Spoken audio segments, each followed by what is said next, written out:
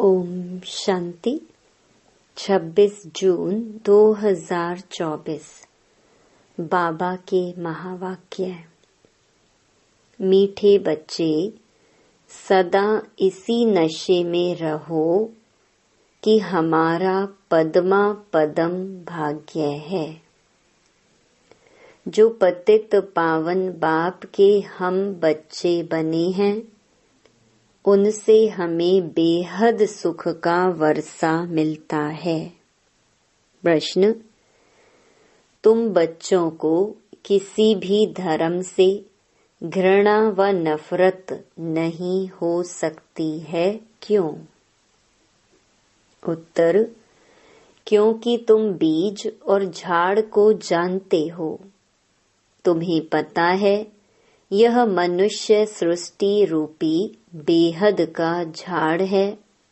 इसमें हर एक का अपना अपना पार्ट है।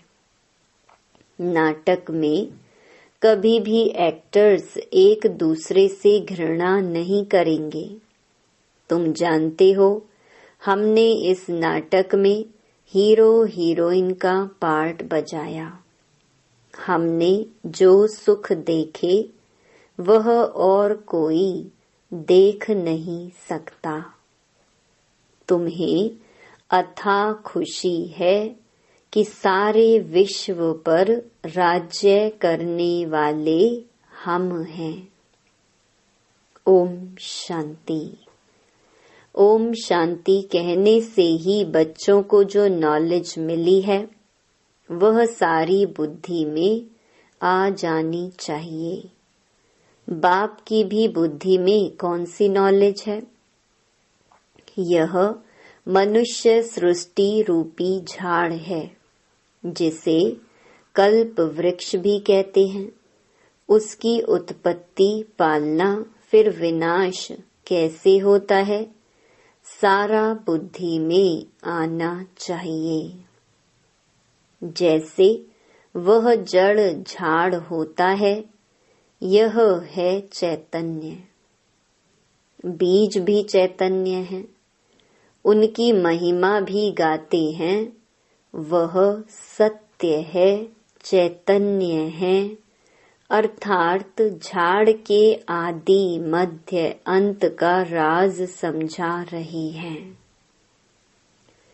कोई भी ऑक्यूपेशन को जानता नहीं। प्रजापिता ब्रह्मा के ऑक्यूपेशन को भी जानना चाहिए ना। ब्रह्मा को कोई याद नहीं करते, जानते ही नहीं। अजमेर में ब्रह्मा का मंदिर है। त्रिमूर्ति चित्र छपाते हैं, उनमें ब्रह्मा, विष्णु, शंकर हैं। ब्रह्मा देवताए नमः कहते हैं। अब तुम बच्चे जानते हो, इस समय ब्रह्मा को देवता नहीं कहा जाता है। जब संपूर्ण बने तब देवता कहा जाए। संपूर्ण बन चले जाते हैं सूक्ष्म वतन में। बाबा कहते हैं, तुम्हारे बाप का नाम क्या है? किससे पूछते हैं? आत्मा से। आत्मा कहती है, हमारा बाबा। जिसको मालूम नहीं है कि किसने कहा, वह तो प्रश्न पूछ ना सके। अब बच्चे समझ तो गए हैं, बरोबर दो बाप सबके हैं। ज्ञान तो एक ही बाप देते हैं। अभी तुम बच्चे समझते होंगे, यह शिव बाबा का रथ है। बाबा इस रथ द्वारा हमको ज्ञान सुनाते हैं। एक तो यह है जिस्मानी ब्रह्मा बाप का रथ, दूसरा फिर रूहानी बाप का यह रथ है। उस रूहानी बाप की महिमा है सुख का सागर, शांति का सागर। पहले तो यह बुद्धि में रहेगा, यह बेहद का बाप है, जिससे बेहद का वर्षा मिलता है। पावन दुनिया के मालिक बनते हैं। निराकार को बुलाते हैं, पतित पावन आओ। आत्मा ही बुलाती है, जब पावन आत्मा है तब नहीं पुकारते, पतित हैं तो पुकारते हैं। अब तुम आत्मा जानती हो वह पतित पावन बाप इस तन में आया है। यह भूलना नहीं है, हम उनके बने हैं।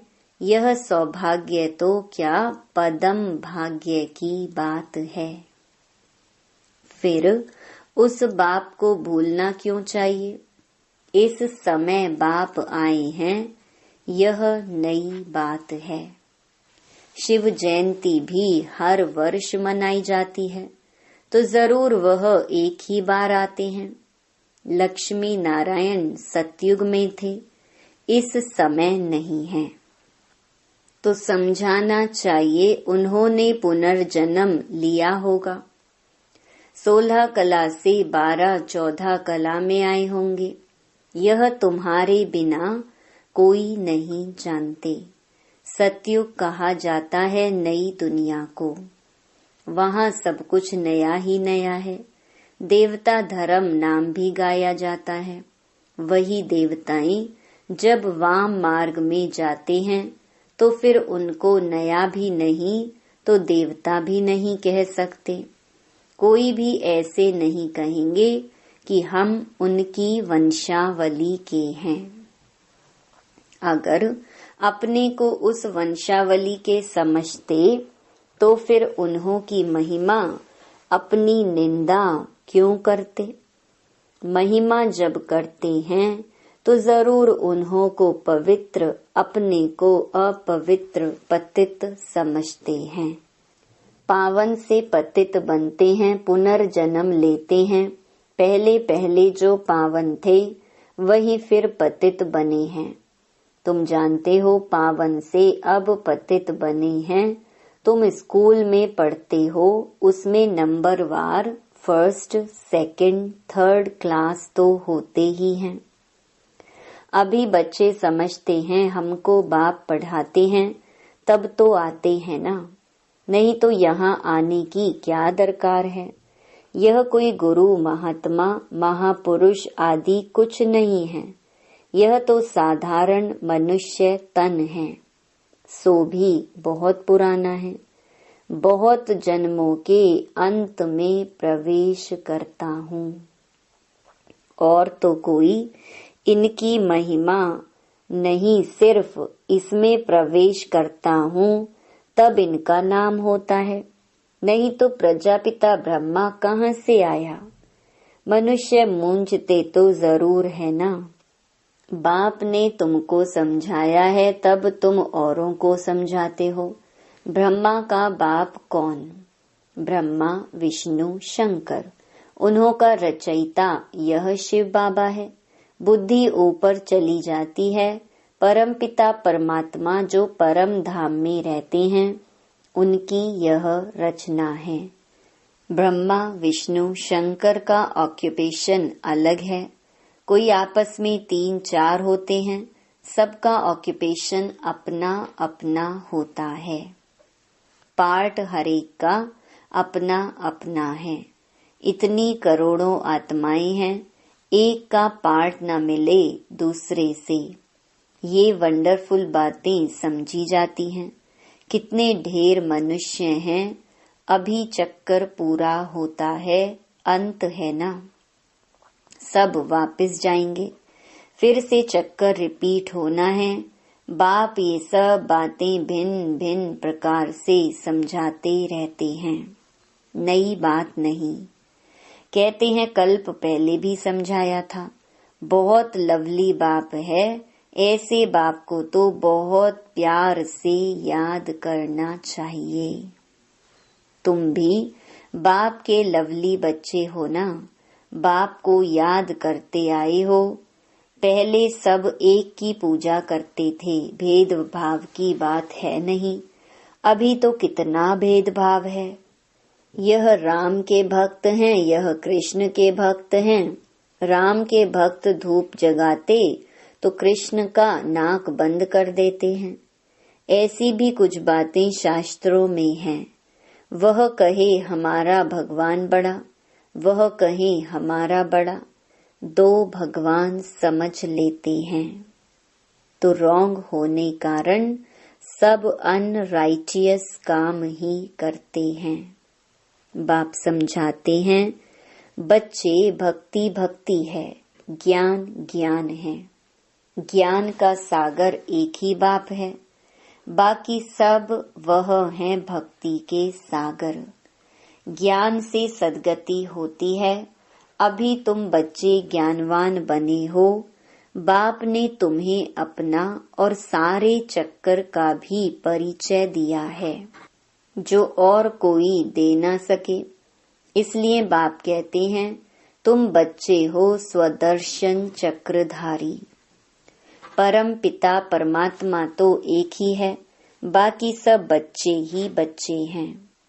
परम पिता अपने को कोई कह न सके। जो अच्छे समझदार मनुष्य हैं, समझते हैं यह कितना बड़ा ड्रामा है। उनमें सब एक्टर्स अविनाशी पार्ट बजाते हैं। वह छोटे नाटक तो विनाशी होते हैं। यह है अनादि अविनाशी, कभी बंद होने वाला नहीं है। इतनी छोटी आत्मा, इतना बड़ा पार्ट मिला हुआ है, शरीर लेने और छोड़ने का और पार्ट बजाने का। यह बातें कोई शास्त्रों में नहीं है। अगर इसको किसी गुरु ने सुनाया होता तो उनके और भी फॉलोअर्स होते ना। सिर्फ एक फॉलोअर क्या काम का? फॉलोअर तो वह जो पूरा फॉलो करे। इनकी ड्रेस आदि तो वह है नहीं। कौन कहेंगे शिष्य है?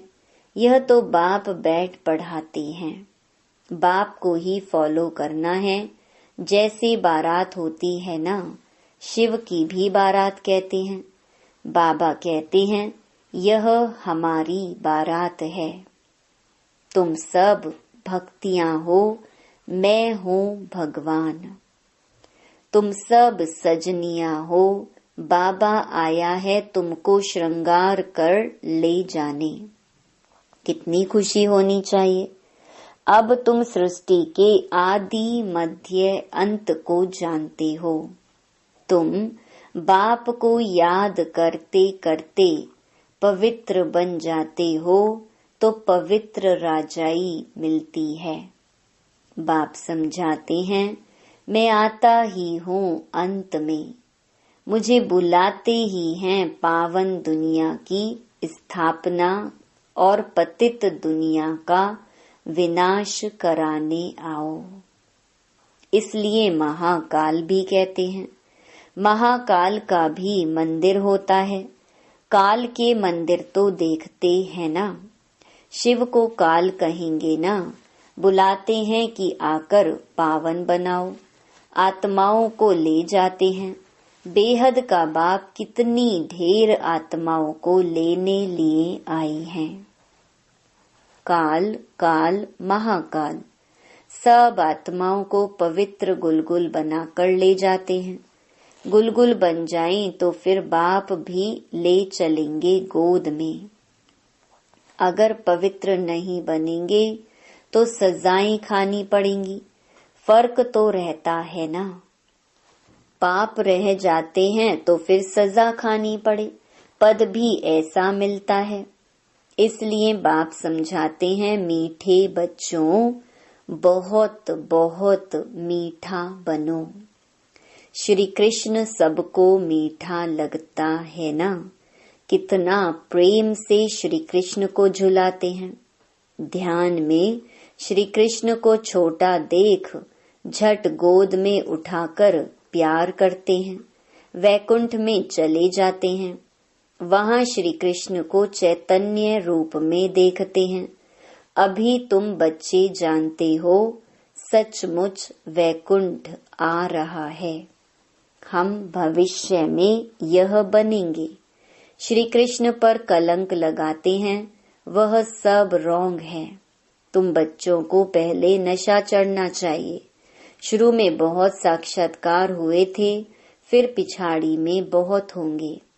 ज्ञान कितना रमणीक है, कितनी खुशी रहती है। भक्ति में तो कुछ भी खुशी नहीं रहती।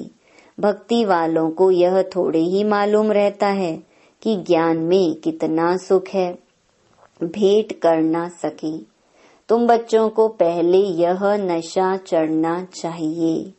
यह ज्ञान सिवाय बाप के कोई भी ऋषि मुनि आदि दे नहीं सकते। लौकिक गुरु तो किसको भी मुक्ति, जीवन मुक्ति का रास्ता बता नहीं सकते।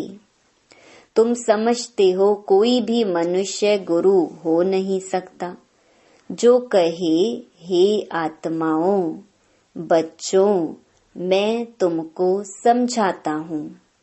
बाप को तो बच्चे बच्चे कहने की प्रैक्टिस है। जानते हैं यह हमारी रचना है। यह बाप भी कहते हैं, मैं सबका रचयिता हूँ, तुम सब भाई भाई हो। उनको पार्ट मिला है, कैसे मिला है वह बैठ समझाते हैं। आत्मा में ही सारा पार्ट भरा हुआ है। जो भी मनुष्य आते हैं 84 जन्मों में कभी एक जैसे फीचर्स मिल ना सके। थोड़ी थोड़ी चेंज होती जरूर है। तत्व भी सतो रजो तमो होते जाते हैं। हर जन्म के फीचर्स एक न मिले दूसरे से, यह भी समझने की बातें हैं। बाप रोज समझाते रहते हैं, मीठे बच्चे, बाप में कभी संशय नहीं लाओ। संशय और निश्चय 2 अक्षर है ना। बाप माना बाप, इसमें संशय तो हो न सके। बच्चा कह न सके कि मैं बाप को याद कर नहीं सकता हूँ। तुम घड़ी घड़ी कहते हो योग नहीं लगता। योग अक्षर ठीक नहीं है। तुम तो राज ऋषि हो। ऋषि अक्षर पवित्रता का है। तुम राज ऋषि हो तो जरूर पवित्र होंगे। थोड़ी बात में फेल होने से फिर राजाई मिल न सके, प्रजा में चले जाते हैं, कितना घाटा पड़ जाता है। नंबरवार पद होते हैं ना, एक का पद न मिले दूसरे से। यह बेहद का बना बनाया ड्रामा है। सिवाय बाप के कोई समझा ना सके तो तुम बच्चों को कितनी खुशी होती है। जैसे बाप की बुद्धि में सारा ज्ञान है, वैसे तुम्हारी बुद्धि में भी है। बीज और झाड़ को समझना है। मनुष्य सृष्टि का झाड़ है। इनके साथ बेनियन ट्री का मिसाल बिल्कुल एक्यूरेट है। बुद्धि भी कहती है, हमारा आदि सनातन देवी देवता धर्म का जो थुर था वह प्रायलोप हो गया है। बाकी सब धर्मों की टाल टालियां आदि खड़ी हैं। ड्रामानुसार ये सब होना ही है। इसमें घृणा नहीं आती। नाटक में एक्टर्स को कभी घृणा आएगी क्या? बाप कहते हैं, तुम पतित बन गए हो, फिर पावन बनना है। तुम जितना सुख देखते हो उतना और कोई नहीं देखते। तुम हीरो हीरोइन हो, विश्व पर राज्य पाने वाले हो, तो अथाह खुशी होनी चाहिए ना। भगवान पढ़ाते हैं, कितना रेगुलर पढ़ना चाहिए, इतनी खुशी होनी चाहिए। बेहद का बाप हमें पढ़ाते हैं। राजयोग भी बाप ही सिखलाते हैं। कोई शरीरधारी तो सिखला न सके।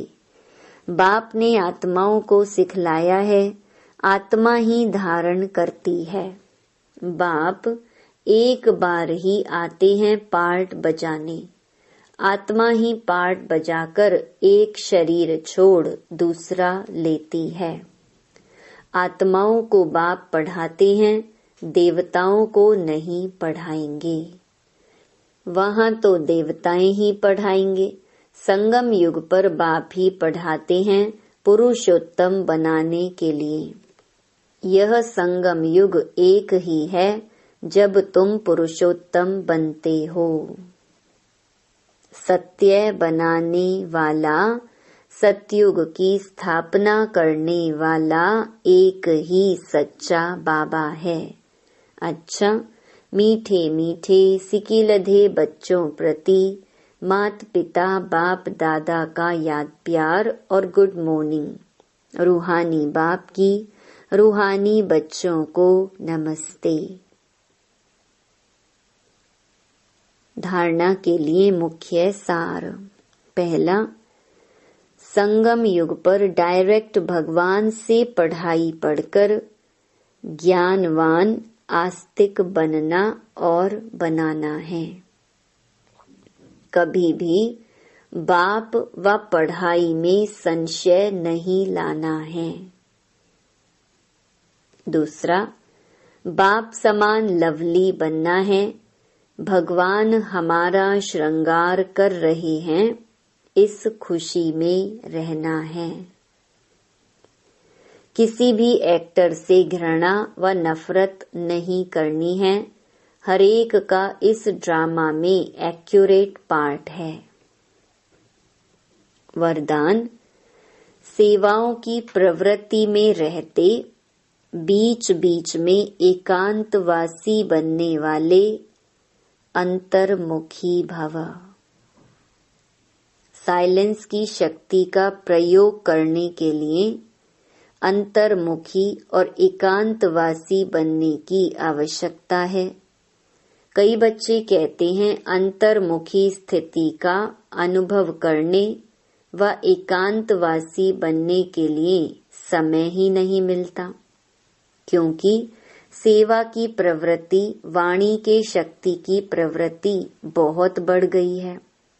लेकिन इसके लिए इकट्ठा आधा घंटा व 1 घंटा निकालने के बजाय बीच बीच में थोड़ा समय भी निकालो तो शक्तिशाली स्थिति बन जाएगी। स्लोगन, ब्राह्मण जीवन में युद्ध करने के बजाय मौज मनाओ तो मुश्किल भी सहज हो जाएगा।